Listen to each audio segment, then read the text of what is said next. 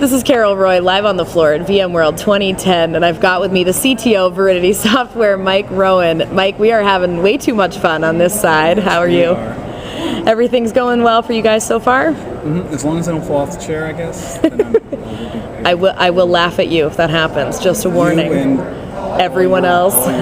Absolutely. My marketing guy would say, whatever it takes to go viral. Do it with one finger in your ear and falling off the chair. And take one for the team, Mike. That's it. That's exactly it. Okay. All right, so on a serious note, you guys do have a booth here at VMworld this year. What are people going to find there? They're going to find our product running. So Viridity has a product called Energy Center. We just released our second version of that product this 2 weeks ago.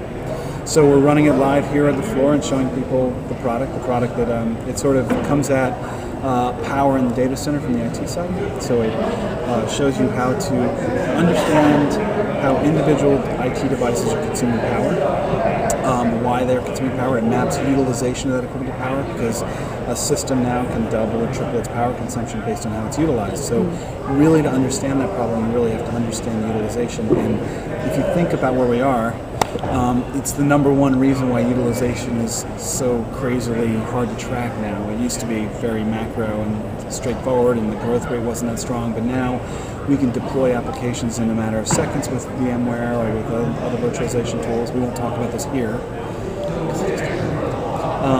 And then application migration and workload migration and mobility makes it even worse. So really tracking that stuff. So when they come, they'll be able to look and see the product running live. So let's talk about what Energy Center does for your customers. What need is it really fulfilling? Obviously, power consumption is a big concern, but directly, what is it fulfilling? It's really filling a joy in the data center operator's life that's missing until now. And that joy is really understanding who's using his power. So he typically has this huge data center that's consuming power, and he's tasked with trying to make it go as long as he can. But he has no insight into it because all the power consumers are really in the IT side, and they don't talk to him very much. They don't let him. There's no sort of map between what they're doing for the business and what we're doing, and how power is being consumed and heat being created.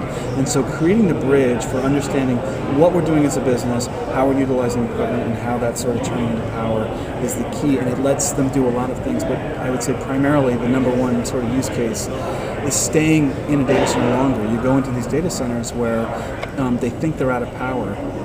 They think that they have no more room to deploy more equipment because the only tools they have really are things like faceplate technical specifications, which are vastly off for a variety of reasons.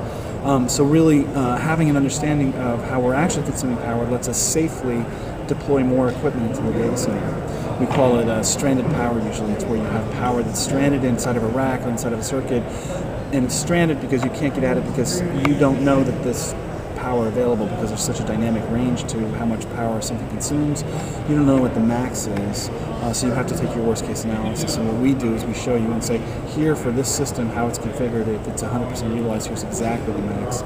So just finding ways to deploy more equipment into your data center and give it more legs can be a huge boom. And we're talking about anywhere from 10 to hundreds of millions of dollars to build a new data center, so it's big bucks. Now, talking about the money, really I think a lot of people would take more notice of the situation if they really equated the fact that power equals money, and not in a Gordon Gekko kind of way, although that's true too. But in terms of that, really, if you're consuming that much power, whether or not circuits trip, you're talking about money loss. Huge. Well, there's two pieces you're talking about here. There's sort of this is like when you're talking about backup. There's the side which you were just alluding to at the end of the conversation, which was what happens if we trip power and we lose millions of dollars. But even before that, just in real dollars, most data centers today are approaching the point where they're spending as much money on power as they are on capital equipment. So however much they're spending on servers, the pile of money they're sending out every month to the utility company may not quite be that big, but it's getting pretty close, right? And there's some places where it's exceeding. So when you talk about a huge chunk of dough like that, forgetting about how much money you could lose if you actually tripped a circuit and lost 20 servers and stopped doing application workload for 20 minutes or an hour. We're just talking about a check that you actually sit down and write every single month to the utility company. No, it's a big dollar number. And people love to talk about the saving money side of it, but unfortunately what you're right at is you get at the other side, which is here's how much money we're spending out to the electric company. But more importantly, if I have to go build a new data center, it puts all that stuff to shame. But it depends on who we're talking to. So you go talk to a CFO and you say, hey, you know how much time you guys spend tuning the capital budget, buying the right servers, buying the right storage, interviewing 30 vendors? It's all for naught. Basically, we're spending that much money on power and no one's even optimizing it because the guys that have the control are doing the things to consume it aren't connected to it. You know, they don't have any MBOs around it because they're not responsible for it. The first thing you have to do is you have to take your power budget and put it under the CIO and give him control over it so he can start playing with it. And when he sees that, that's an operational, expense budget. I actually had a CIO that was great. He had figured out, I forget the number, but it was like every 31 servers he turned off, he could take someone off the layoff list for the end of the year because he had to do a big layoff. And so he's running around turning servers off in an effort to basically reduce his OPEX so he can actually not get people off, which was a great story. But it's the same kind of thing. It's like operational budget is like real power inside of a data center. So getting it there is. So lots of places to pick up money.